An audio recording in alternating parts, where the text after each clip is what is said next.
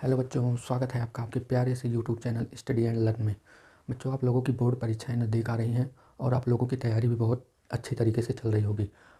हम आप लोगों को पढ़ाने के लिए आए हैं फिज़िक्स फर्स्ट के जितने भी इम्पोर्टेंट क्वेश्चन होते हैं मैंने आपको 2-3 वीडियो में आपको प्रोवाइड किया है और उसके आगे के कुछ इंपॉर्टेंट क्वेश्चन मैं आपको अभी प्रोवाइड करता रहूँगा जब तक कि आपके एग्ज़ाम नहीं हो जाते हैं। फिजिक्स का जब तक पेपर नहीं हो जाता है तब तक हम लोग तैयारी करते रहेंगे। इसके फिजिक्स फर्स्ट और फिजिक्स सेकंड के जितने भी इंपॉर्टेंट क्वेश्चन होते हैं एक एक इंपॉर्टेंट क्वेश्चन जो है मैं आपको बताता रहूँगा, जिससे आप लोग अपनी तैयारी अच्छे तरीके से कर सकते हैं।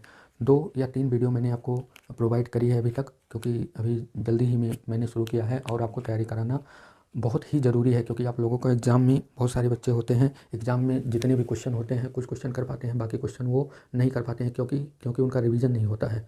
तो ये क्लास आप लोगों के रिवीजन के लिए है। आप लोग अपना रिवाइज़ भी कर सकते हैं और चूँकि जितने भी क्वेश्चन रहते हैं वो इंपॉर्टेंट क्वेश्चन रहते हैं। अगर मैं आपको क्वेश्चन भी कराता हूँ और उसका सॉल्यूशन अगर नहीं देता हूँ तो आप लोगों को उसको सॉल्यूशन के लिए परेशान होना पड़ेगा। इसलिए मैं क्वेश्चन भी प्रोवाइड करूँगा आपको और उसका सॉल्यूशन भी दूँगा।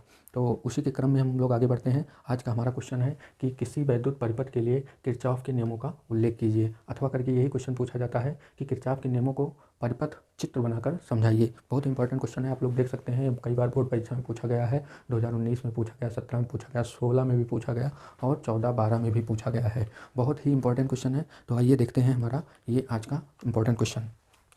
किरचॉफ का नियम है तो यहाँ पर लिखेंगे हम लोग किरचॉफ ने, कैसे लिखना है आप लोगों को ये भी मैं आपको बताऊंगा। किरचॉफ ने सन 1842 ईस्वी में वैद्युत परिपथ संबंधी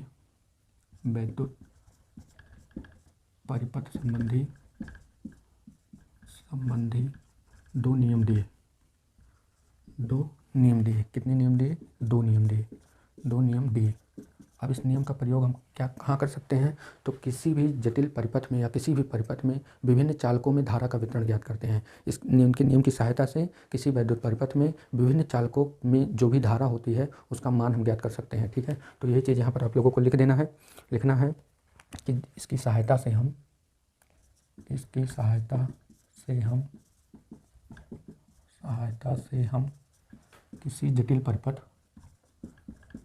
जटिल परिपथ के विभिन्न चालकों के बीच धारा का वितरण ज्ञात कर सकते हैं, या धारा का मान या वितरण, कुछ भी लिख दीजिए, धारा का वितरण ज्ञात कर सकते हैं। ठीक, ये आप लोग लिख लीजिएगा कि किरचॉफ ने सन 1842 ईस्वी में वैद्युत परिपथ संबंधी दो नियम दिए, जिसकी सहायता से हम किसी जटिल परिपथ के विभिन्न चालकों के बीच धारा का वितरण ज्ञात कर सकते हैं। आइए देखते हैं ये नियम क्या है। लिखेंगे ये नियम निम्न प्रकार हैं। ये निम्न है। पहला नियम या इसे बोलते हैं संधि नियम। फर्स्ट लॉ और जंक्शन रूल।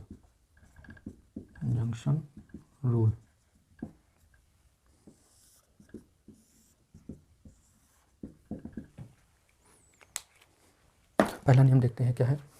किसी परिपथ में किसी संधि पर मिलने वाली समस्त धाराओं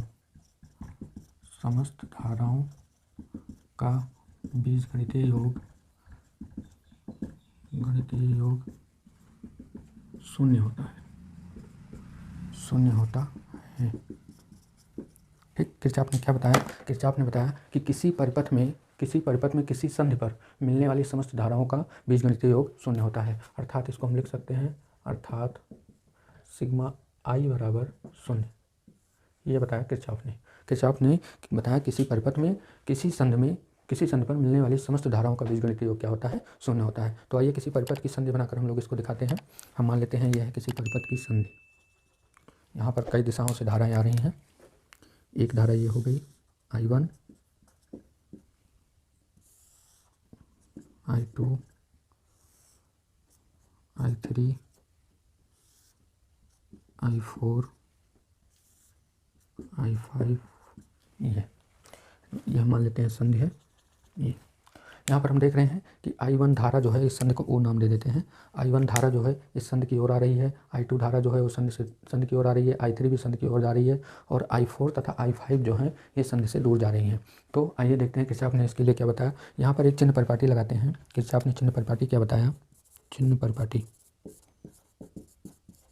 यहाँ पर कौन सी चिन्ह परिपाटी लगाएंगे, जो धाराएं संधि की ओर आ रही हैं आने वाली धारा के लिए कौन सा चिन्ह लेंगे, प्लस चिन्ह लेंगे, और जाने वाली धारा के लिए क्या लेंगे, जाने वाली धारा के लिए हम कौन सा चिन्ह लेंगे, माइनस चिन्ह लेंगे। किरचॉफ ने इसके लिए चिन्ह परिपाटी बताई कि जो धाराएं संधि की ओर आएंगी उनके लिए हम कौन सा चिन्ह लेंगे, प्लस का चिन्ह लेंगे, और जो धाराएं संधि से दूर जाएंगी उनके लिए हम कौन सा चिन्ह लेंगे, माइनस का चिन्ह लेंगे। तो यहाँ पर किरचॉफ के नियम के अनुसार लिखेंगे, किरचॉफ के नियमानुसार इन्होंने बताया समस्त धाराओं का बीजगणितीय योग शून्य होता है। तो आने वाली धारा को प्लस में I1 plus I2 plus I3 बीजगणितीय योग शून्य होता है। तो यहाँ पर प्लस, यहाँ पर जा रही है धारा I4, फिर प्लस जा रही है धारा माइनस I5 बराबर क्या होगा, शून्य होगा। यहाँ पर इसको हम और ओपन करके लिख लेंगे। तो इसको लिखेंगे I1 plus I2 plus I3 plus minus I4 plus minus I5 बराबर शून्य। इसको हम उधर भी कर सकते हैं। तो I1 plus I2 plus I3 बराबर हो जाएगी I4 प्लस I5। यहाँ पर एक चीज़ हमें और मिलता है इस नियम से कि जितनी धाराएं आ रही थी उनका योग जो है जाने वाली धाराओं के योग के बराबर है। I1 I2 I3 संधि की ओर आ रही थी, I4 I5 संधि से दूर जा रही थी। तो जो आने वाली धाराओं का योग होता है वो जाने वाली धाराओं के योग के बराबर होता है। इसे ही हम क्या बोलते हैं, संधि नियम बोलते हैं या किरचॉफ का पहला नियम बोलते हैं। यहाँ पर लिख सकते हैं हम आने वाली धाराओं का योग बराबर जाने वाली धाराओं का योग। अब यहाँ पर इसे किरचॉफ का धारा नियम भी कहते हैं। क्या कहते हैं, इसे किरचॉफ का धारा नियम भी कहते हैं, धारा नियम भी कहते हैं। ठीक है। दूसरी बात यहाँ पर लिख लेंगे, एक चीज़ आप लोग जानते होंगे कि धारा का प्रवाह कब होता है, जब किसी परिपथ में आवेश चलता है तब उसमें क्या होता है, धारा का प्रवाह होता है। तो जितना आवेश आ रहा है इस संधि पर, जितना आवेश आ रहा है उतना ही आवेश बाहर जा रहा है, यानी आवेश नष्ट नहीं हो रहा है कहीं पर, यानी ये आवेश के संरक्षण को व्यक्त करता है। ये जो किरचॉफ का पहला नियम है ये आवेश के संरक्षण को व्यक्त करता है। तो यहाँ पर लिखेंगे यह आवेश के संरक्षण को व्यक्त करता है, आवेश के संरक्षण को व्यक्त करता है। ठीक, तो ये हो गया आपका पहला नियम। पहला नियम कई तरीके से भी पूछा जा सकता है, पहला नियम पूछा जा सकता है या संधि नियम पूछा जा सकता है, या इसे हम धारा नियम के नाम से भी जानते हैं। या पूछ लिया जाए कि किरचॉफ का कौन सा नियम आवेश के संरक्षण को व्यक्त करता है, तो किरचॉफ का संधि नियम जो है या पहला नियम जो है या धारा नियम जो है ये आवेश के संरक्षण को व्यक्त करता है। आप लोग इसे स्क्रीनशॉट ले लीजिए। बढ़ते हैं अगले दूसरे कुछ नियम की ओर। चलिए बढ़ते हैं अपने दूसरे नियम की ओर। तो हमारा दूसरा नियम जो है किसका नियम है, दूसरा नियम अथवा बंद-पास नियम। ये जो किरचॉफ का दूसरा नियम है ये बंद-पास का नियम भी कहलाता है। तो आइए देखते हैं नियम क्या है। किसी परिपथ में प्रत्येक बंद-पास के विभिन्न खंडों के समस्त विभवों का बीजगणितीय योग क्या होता है, शून्य होता है। किरचॉफ ने यह बताया कि कोई अगर बंद-पास होगा उसके विभिन्न खंड जो होंगे, जैसे एक सेल लगी है, एक धारा प्रतिरोध लगा है, ठीक है, तो प्रत्येक बंद-पास के विभिन्न खंडों के समस्त विभवों का बीजगणितीय योग क्या होता है, शून्य होता है। तो इसको हम एक परिपथ बना लिए हैं, इस परिपथ की सहायता से इसको हम क्या करेंगे, प्रूव करेंगे। तो देखिए ये जो परिपथ है इसमें एक सेल लगी है E1 और एक प्रतिरोध है R1, एक दूसरी सेल लगी है E2 और दूसरा प्रतिरोध R2 है, और ये दोनों सेलें जो हैं इस बाह्य प्रतिरोध R3 में धारा भेज रही हैं। तो हम देखिए ये पहला परिपथ है, इसको हम नाम दे देते हैं पहला परिपथ और इसको नाम दे देते हैं दूसरा परिपथ। दो बंद-पास बन गए। यहाँ पर ये प्लस होता है सेल का, ये माइनस होता है, यहाँ पर भी ये सेल का प्लस होता है, ये माइनस होता है। अब ये सेल इधर धारा देगी, कौन सी धारा, पहली सेल है तो I1 धारा दे रही है, यहाँ पर I1 धारा आएगी और इस संधि पर जब आएगी तो यहाँ से कौन सी धारा निकलेगी, I2 धारा निकलेगी, और दोनों धाराएँ यहाँ पर मिलकर कौन सी धारा बन जाएंगी, I1 प्लस I2 ये धारा बन जाएगी। और इस बाह्य प्रतिरोध I3 में I1 प्लस I2 धारा बहेगी, ठीक, इस बाह्य प्रतिरोध में। उसके बाद यहाँ पर भी वही धारा रहेगी, यहाँ पर भी वही धारा। फिर जब इस बिंदु पर पहुँचेंगे B पॉइंट पर तो इस प्रतिरोध में या इस सेल में कौन सी धारा जाएगी, I2 धारा जाएगी, फिर बचेगी आपकी I1, वो आपकी इस सेल में चली जाएगी। ठीक, यहाँ पर चित्र आप लोग बना लीजिएगा, थोड़ा समझ लीजिए एक बार। दो सेलें हमने लगाया है, कौन कौन सी, एक सेल है E1, दूसरी सेल है E2, 3 प्रतिरोध लगे हैं R1, R2 और R3। ये दोनों सेलें हम कल लिख सकते हैं कि ये दोनों सेलें E1 और E2 जो हैं बाह्य प्रतिरोध R3 में धारा भेज रही हैं। तो यहाँ से I1 धारा भेजेगी, यहाँ से I2, दोनों धाराएं मिलकर इस बाह्य प्रतिरोध में I1 प्लस I2 धारा जाएगी।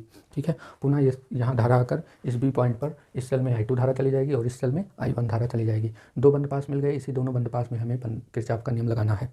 अब बंद पास में किरचॉफ का नियम लगाने से पहले यहाँ पर दो चीज़ें हमें मिल रही हैं, एक बैटरी मिल रही है, एक प्रतिरोध मिल रहा है। तो इसके लिए भी किरचॉफ ने चिन्ह प्रपाटी बताई, और वो चिन्ह प्रपाटी क्या है? जब हम सेल में किरचॉफ का नियम लगाएंगे सेल के लिए, यहाँ पर लिखेंगे सेल के लिए,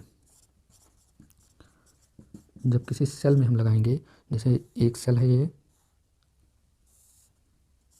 सेल का प्लस है और ये माइनस है। अगर हम किसी सेल में अगर हम धारा की गणना करेंगे, जैसे मान लीजिए अगर हम सेल की दिशा में जा रहे हैं, या हम कह सकते हैं प्लस से माइनस जा रहे हैं इस ओर, प्लस से माइनस। तो प्लस से माइनस जब जाएंगे तो इसके विद्युत वाहक बल का मान कैसे लिया जाएगा? माइनस में लिया जाएगा। अगर हम प्लस से माइनस जाएंगे तो विद्युत वाहक बल का मान माइनस में लेंगे, और वहीं जब हम माइनस से प्लस जाएंगे, जैसे मान लीजिए सेल है, ये प्लस से रहा है, ये माइनस से, अब की बार हम कैसे जा रहे हैं? माइनस से प्लस इधर की ओर आ रहे हैं। तो माइनस से प्लस जब आएंगे तो विद्युत वाहक बल का मान कैसे लेंगे? प्लस चिन्ह के साथ लिया जाएगा। यहाँ पर विद्युत वाहक बल का मान माइनस चिन्ह के साथ लिया जाएगा। जब किसी सेल में हम प्लस से माइनस जाएंगे तो विद्युत वाहक बल का मान माइनस में लेंगे, और जब किसी सेल में माइनस से प्लस जाएंगे तो विद्युत वाहक बल का मान प्लस में लेंगे। ऐसे है प्रतिरोध के लिए, लिख लेंगे यहाँ प्रतिरोध के लिए,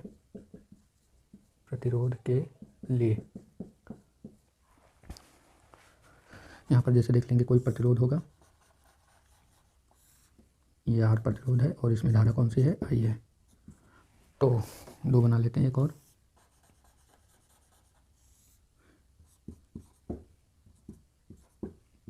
ठीक।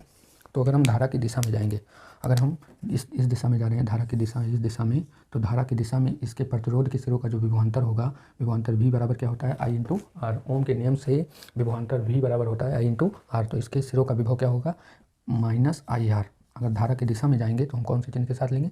माइनस चिन्ह के साथ। वहीं अगर धारा की विपरीत दिशा में आ रहे हैं, इस ओर हम आ रहे हैं, तो इसके सिरों का जो विभवांतर है I इंटू R, ये किस में लेंगे हम? प्लस में लेंगे। ठीक, जब धारा की दिशा में जाएंगे तो माइनस में लेंगे, धारा की विपरीत दिशा में आएंगे तो प्लस में लेंगे। वैसे इसमें जब प्लस से माइनस की ओर जाएंगे तो माइनस लेंगे, और जब माइनस से प्लस की ओर आएंगे तो प्लस लेंगे। ठीक है, यही रूल लगा के हमें इस परिपथ में विभव का मान निकालना है। ठीक है, इस नियम को हमें प्रूव करना है। तो देखिए, चाहे जिस तरफ से चलिए, हम चलते हैं बंद पास 1 में। तो यहाँ लिखेंगे बंद पास 1 में, बंद पास 1 कौन सा है? ABCD A। ये बंद पास पूरा बनाएंगे कौन सा है? ABCD A के लिए। ठीक, पहले बंद पास के लिए देखेंगे तो हम कैसे चल रहे हैं? A से B जा रहे हैं, फिर C, फिर D, फिर A। तो ऐसे चलेंगे। देखिए, पहले हम जा रहे हैं सेल में, ऐसे हम गए, हम कहाँ जाएंगे? सेल में। अब सेल से हमें कैसे जाना है? प्लस से माइनस। तो प्लस से माइनस जाने के लिए हमें विद्युत वाहक बल क्या लेना होगा? माइनस में लेना होगा। तो यहाँ विद्युत वाहक बल क्या है? E2 है, तो माइनस E2 हो जाएगा। और उसके बाद फिर यहाँ जा रहे हैं, हमें प्रतिरोध मिला। प्रतिरोध में हम कैसे जा रहे हैं? धारा की विपरीत दिशा में। तो धारा की विपरीत दिशा में ये है, धारा की विपरीत दिशा में प्रतिरोध क्या होता है? प्लस होता है। प्रतिरोध क्या है? R2 है। धारा कौन सी है? I2 है, तो I2 इंटू R। ठीक, उसके बाद यहाँ से जाएंगे, फिर इस प्रतिरोध में जब जाएंगे तो धारा की दिशा में जा रहे हैं, धारा की दिशा में माइनस होता है। कौन सी धारा? I1 और इंटू R1, क्योंकि विभव इसका विभव क्या होगा? V बराबर I into R1, I1 into R1। इसके सिरों का क्या होगा? I2 इंटू R2, ये होगा। तो ये चीज़ हमें लिखना है यहाँ पर। तो इसमें धारा की विपरीत दिशा में जा रही है, प्लस ले लिए, धारा की दिशा में है, माइनस ले लिए। उसके बाद फिर आगे गए तो हमें सेल मिली। सेल में अब की बार हमें कैसे जाना है? माइनस से प्लस। तो माइनस से प्लस जा रहे हैं, ऐसे माइनस से प्लस, तो विद्युत वाहक बल कैसे लिया जाएगा? प्लस में लिया जाएगा, यानी प्लस E1। और इसके समस्त खंडों का बीजगणितीय योग क्या होता है? शून्य होता है। ये हो गया किरचॉफ के नियम से। ठीक है, एक बार फिर से देख लेंगे।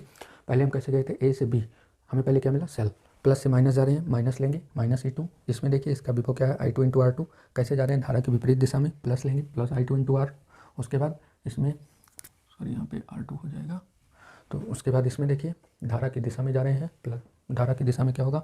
माइनस होगा प्रतिरोध में, माइनस I1 इंटू R1। धारा कौन सी है? I1 है, प्रतिरोध कौन सा है? R1 है। और उसके बाद सेल में माइनस से प्लस, तो माइनस से प्लस जाएंगे तो प्लस लिया जाएगा आपका, प्लस E1। यहाँ पर मान निकाल लेते हैं हम, इसको लिखेंगे हम minus I1 into R1 plus I2 into R2 बराबर E1 माइनस में और E2 प्लस में। ठीक, माइनस यहाँ कॉमन ले लेते हैं, माइनस कॉमन होगा तो क्या होगा? I1 into R1 minus I2 into R2 और बराबर यहाँ माइनस कॉमन लेंगे तो यहाँ बचेगा E1 माइनस E2। ठीक, माइनस से माइनस कैंसिल हो जाएगा, तो यहाँ बचेगा I1 into R1 minus I2 into R2 बराबर E1 प्लस E2, ये मिलेगा आपको। इसको मान लेंगे हम क्वेश्चन नंबर फर्स्ट,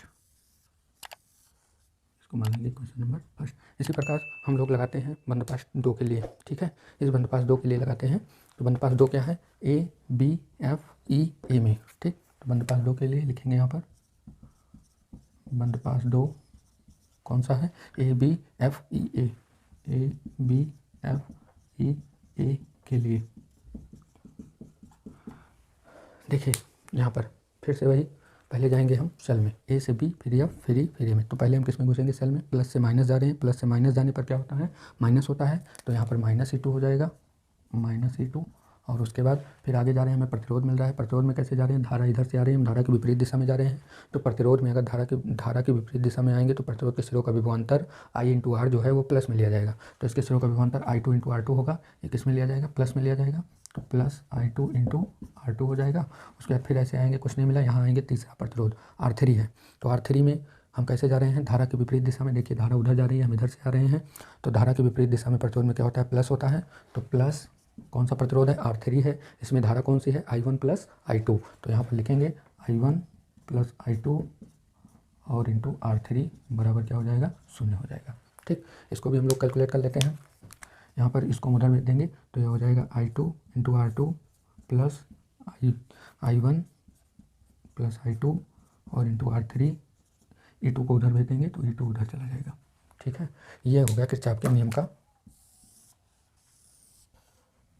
ठीक, किरचॉफ का नियम हो गया। अब यहाँ पर समीकरण इसको 2 दे देंगे, समीकरण 2। तो समीकरण 2 से हमें स्पष्ट है कि किरचॉफ के नियम को लगाने पर किसी बंद परिपथ में बहने वाली धाराओं तथा उसके संगत प्रतिरोधों, बहने वाली धाराओं तथा उनके संगत प्रतिरोधों के गुणनफल का बीजगणितीय योग क्या होता है, इस परिपथ के समस्त विद्युत वाहक बलों के योग के बराबर होता है, ठीक है।